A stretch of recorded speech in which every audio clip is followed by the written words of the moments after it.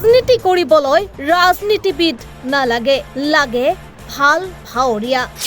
সদনত জনতাৰ সমস্যা নহয়, চলিছে সুবিধাবাদৰ ৰাজনীতি।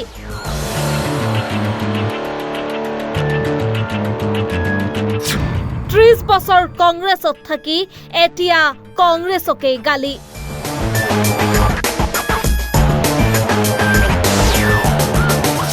সামাজিক মাধ্যমত কংগ্ৰেছ নেত্ৰী মীৰা বৰঠাকুৰৰ দীঘলীয়া ৰাজনৈতিক পোষ্ট।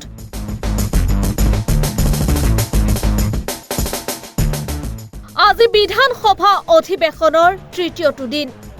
সদনত চলিছে আলোচনা।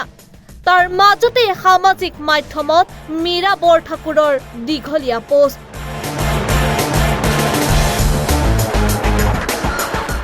কাৰো নাম নোলোৱাকৈ একাংশ নেতাক তীব্ৰ কটাক্ষ মীৰা বৰঠাকুৰৰ।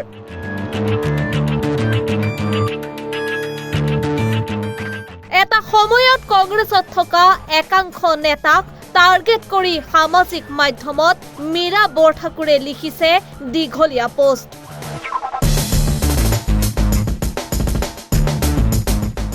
দীৰ্ঘ সময় কংগ্ৰেছত থাকি পিছত বিজেপিত যোগ কৰা নেতাসকলক লক্ষ্য কৰি ৰাজনীতি কৰিবলৈ এতিয়া ৰাজনীতিবিদ নহয়, লাগে ভাল ভাৱৰীয়া বুলি মন্তব্য কৰে কংগ্ৰেছ নেত্ৰী মীৰা বৰঠাকুৰে।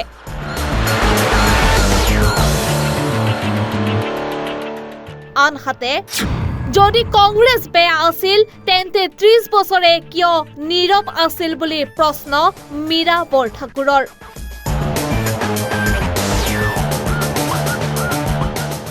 ইফালে পুৰণি বিজেপি বিৰোধী নেতাৰ ভিডিঅ' এতিয়াও ইণ্টাৰনেটত উপলব্ধ বুলি উল্লেখ কৰি ভিন্ন সময়ত ভিন্ন মত দিয়া নেতাসকলক কটাক্ষ কৰিলে মীৰা বৰঠাকুৰে।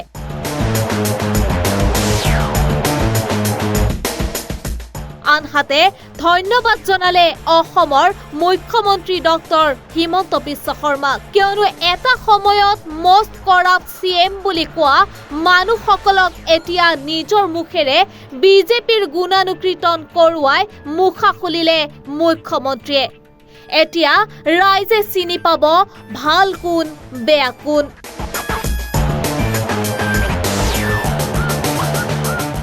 News desk report, Republic any.